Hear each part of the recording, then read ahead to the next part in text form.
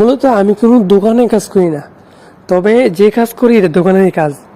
ওই পাশে একটা বিল্ডিং আছে, 3 তলা বিশিষ্ট। এখানে যেটা যেটা দেখতেছেন এটাও 3 তলা বিশিষ্ট। 2 তলার মধ্যে আমাদের দোকান, মানে 2 তলার মধ্যে 3টা ফ্ল্যাট নিয়ে 3টা রুম নিয়ে দোকান চলতেছে। তো এইটা হলো, এটা হলো এই যে বাড়িটা, এই বাড়িটা মূলত তাদের এখানে স্থায়ী নয়, মূলত আবার স্থায়ী হোক, বেশিরভাগ সময় এখানে থাকে, আবার তাদের গ্রামের বাসাও আছে।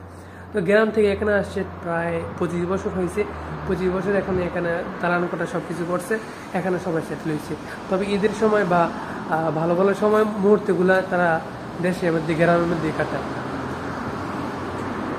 তবে যে গ্রামের মধ্যে কাটায় না, এখানে প্রায় তারা কয় ভাই, 6 ভাই 7 ভাই, 6-7 ভাইয়ের মধ্যে কয়েক ভাই চলে গেছে, 3-4 ভাই চলে গেছে। এখন হয়তো 2জন বা 3জন আছে।